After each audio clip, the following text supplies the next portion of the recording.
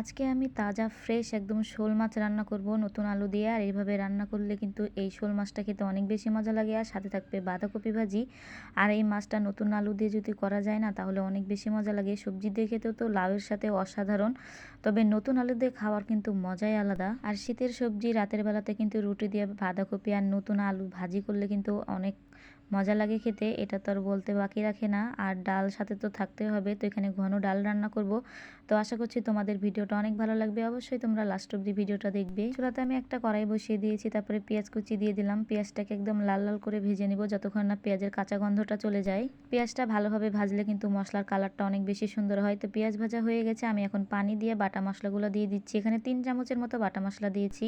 বাটা মশলাগুলো ভালোভাবে কষানো হলে আমি এক এক করে গুঁড়া মশলা দিয়ে দিচ্ছি। মরিচের গুঁড়া, হলুদের গুঁড়া, জিরার গুঁড়া আর সামান্য পরিমাণ ধনের গুঁড়া আর স্বাদ মতো লবণ দিয়ে ভালোভাবে মশলাটাকে কষিয়ে নিব যতক্ষণ না তেল ছেড়ে দেয়। এখন দেখো একটু করে কষিয়ে নিচ্ছে, আর তেল কিন্তু ছেড়ে দিয়েছে, আর মশলার কালারটা কিন্তু অনেক বেশি সুন্দর হয়েছে। আর একটু সময় নিয়ে ভালোভাবে কষিয়ে নিলে দেখো তেলটা ছেড়ে দিয়েছে আর কালারটা ভালো হয়ে গেছে। এখন আমি মাছগুলো দিয়ে দিচ্ছি, আর মাছগুলো কিন্তু পরিষ্কার করে ধুয়ে লবণ দিয়ে রেখে দিয়েছিলাম, পরবর্তীতে আবার একটু ধুয়ে নিয়েছি। মশলার সাথে এখন এই মাছগুলোকে ভালোভাবে কষাবো। আর এই মাছগুলো কষানো না একটুকু ভাঙে না, কারণ এই মাছগুলো অনেকটা শক্ত হয়, যার কারণে আমার কাছে না খুবই ভালো লাগে। তো আমি দেখো একটু সময় নিয়ে কষিয়ে নিচ্ছি, আর যতক্ষণ না তেল ছেড়ে দিবে ততক্ষণ আমি কষাতেই থাকবো। আর আমি এই মাছের মধ্যে যেহেতু আলু দিব, তাই আলুগুলোকেও আমি একটু কেটে নিচ্ছি, আর একটু মোটা মোটা করে কেটেছি, কারণ নতুন আলু কিন্তু অল্পতেই একদম গলে যায়।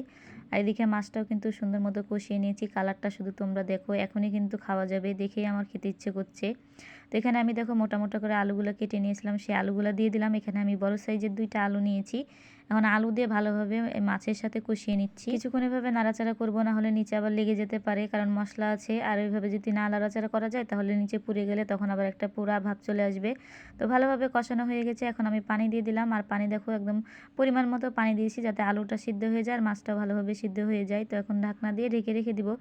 তারপর একটু নাড়াচাড়া করে দিলাম যাতে নিচে লেগে না যায়। তো কিছুক্ষণ পর ঢাকনাটা খোলার পরে দেখছি যে না, বলক চলে এসেছে। তো আমি আবার একটু নাড়াচাড়া করে দিচ্ছি। এভাবে ভালোভাবে ঢেকে ঢেকে একটু নাড়াচাড়া করে নিচ্ছি যাতে আলু মালুগুলো সিদ্ধ হয়ে যায়। আর এইভাবে কিন্তু তরকারি রান্না করলে অনেক বেশি মজা লাগে। আর এখন কিন্তু বলক চলে এসেছে, তার উপর থেকে আমি আবার লবণ দেখছিলাম যে লবণ হয়েছে নাকি, দেখছি লবণ হয়নি। পরবর্তীতে আমি আবার লবণ অ্যাড করেছি।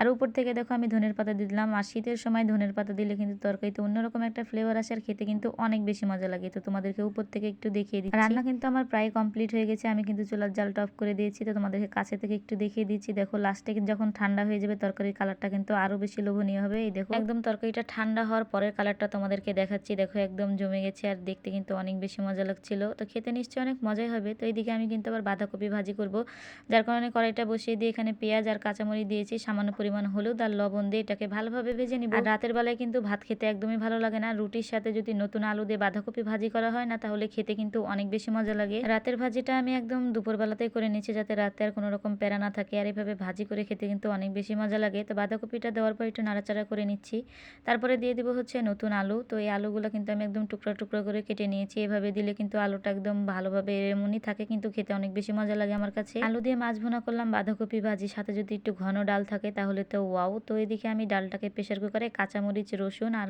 পেঁয়াজ দিয়ে ভালোভাবে সিদ্ধ করে নিয়েছিলাম, সামান্য পরিমাণ হলুদ দিয়ে। সেগুলো তোমাদেরকে দেখাইনি। তো এদিকে দেখো ডালটা যখন সুন্দর মতো হয়ে গেছে, পেঁয়াজ রসুন দিয়ে তেলে দিয়ে দিলাম, সাথে পাঁচফোড়নও দিয়েছিলাম। তো আমার রান্না কিন্তু আজকের মতো কমপ্লিট হয়ে গেছে। আর এদিকে দেখো ভাজিটাও দেখছি যে ভাজিটাও অনেকটা সফট হয়ে গেছে।